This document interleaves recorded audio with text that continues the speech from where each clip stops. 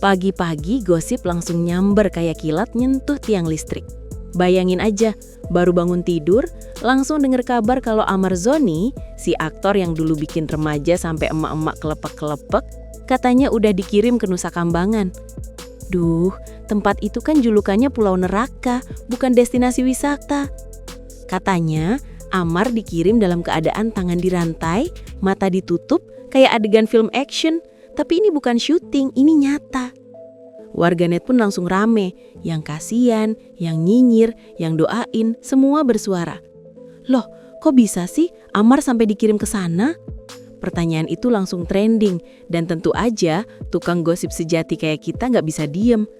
Karena setiap gosip besar pasti ada cerita di baliknya, dan cerita Amar kali ini nggak main-main. Dari bintang sinetron ke jeruji besi, semua berawal dari satu keputusan yang belum jelas salah siapa. Gosip makin panas waktu seorang tamu tak terduga nongol di rumah Ustadz dari Sulaiman. Katanya, ini bukan tamu biasa, tapi orang kepercayaan Amar yang nganter surat terakhir sebelum dia dipindahkan. Lah, kok jadi misterius begini? Katanya Amar nulis surat itu dengan tangan gemetar tapi tenang, semacam surat wasiat campur pengakuan dosa. Gaya dramanya dapat banget, bikin netizen mikir, ini surat cinta, surat pamit, atau surat pembelaan? Yang jelas, surat itu bukan dikirim ke media, bukan juga buat keluarga. Amar bilang cuma percaya sama Ustadz Dery buat nyampain pesannya ke publik.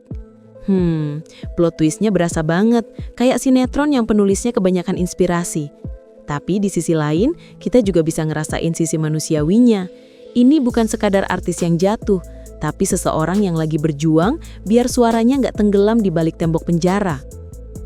Nah, waktu surat itu akhirnya dibacain sama Ustadz Dery di depan publik, suasananya langsung hening. Bayangin, yang biasanya rame tepuk tangan, kali ini malah sunyi, cuma suara napas dan isakan kecil. Isinya bikin bulu kuduk berdiri. Saya bukan pengedar, saya dijebak, saya hanya jadi kambing hitam. Waduh, berat banget bang. Kalimat itu langsung nyebar kemana-mana, dari grup WA sampai gosip TV.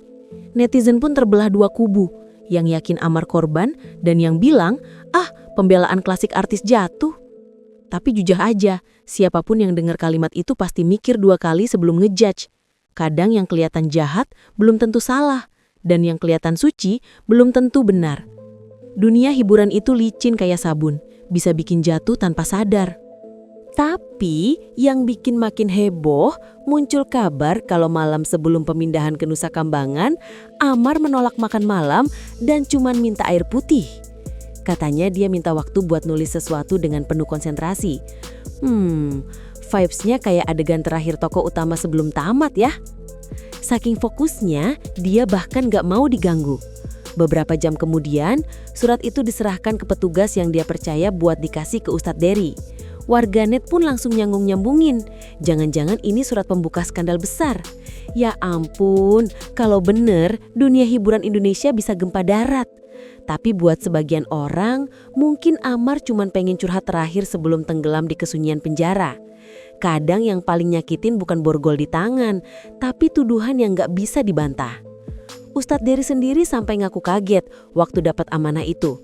Katanya dia sempat ngobrol lama sama Amar di rutan, dan Amar waktu itu udah hijrah, rajin sholat, bahkan sering ngajak teman-teman satu sel buat ngaji bareng. Lah, siapa sangka aktor yang dulu dikenal flamboyan bisa berubah secepat itu. Tapi ya, hidup memang suka lucu. Kadang orang baru sadar makna taubat justru pas lagi di titik terendah. Dan yang lebih menarik, Ustadz Dery bilang kalau Amar gak pernah ngeluh soal nasibnya. Dia cuma minta doa supaya diberi keadilan.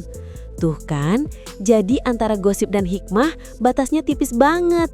Kadang yang kita pikir skandal malah berubah jadi pengingat buat hidup lebih baik.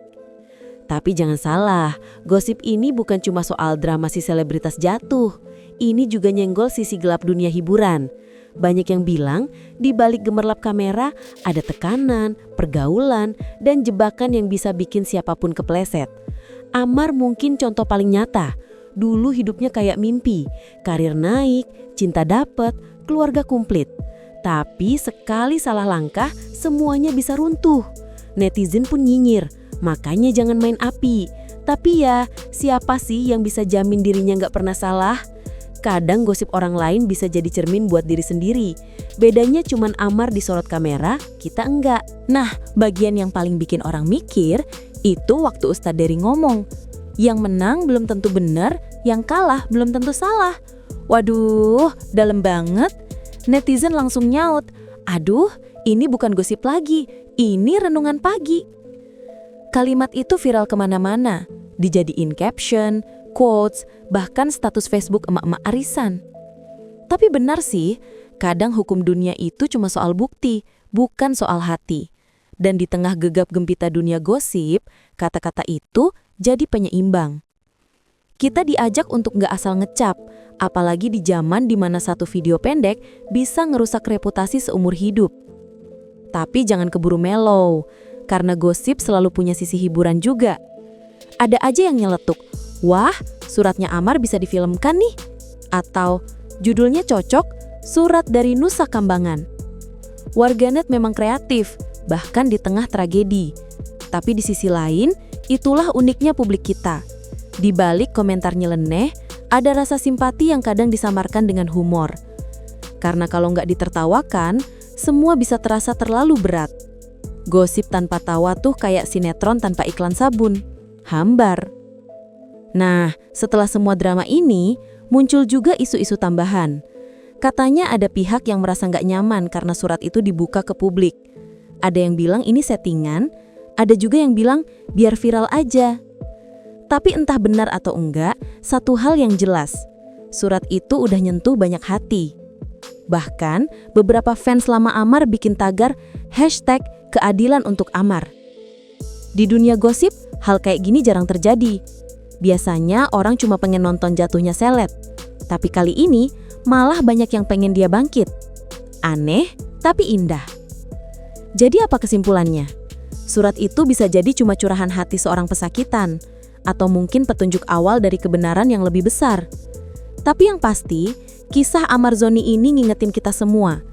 Gemerlap dunia hiburan bisa berubah jadi kegelapan dalam sekejap mata. Hari ini dipuja, besok bisa dicerca. Jadi sebelum kita komentar nyinyir, mungkin lebih baik kita ambil hikmahnya. Karena kadang gosip bukan cuma cerita kosong, tapi cermin yang nunjukin betapa rapuhnya hidup kalau lupa arah. Dan buat Amar, semoga ujian ini bukan akhir, tapi awal baru buat jadi manusia yang lebih kuat. Dunia boleh mengguncang, tapi kebenaran gak akan pernah padam.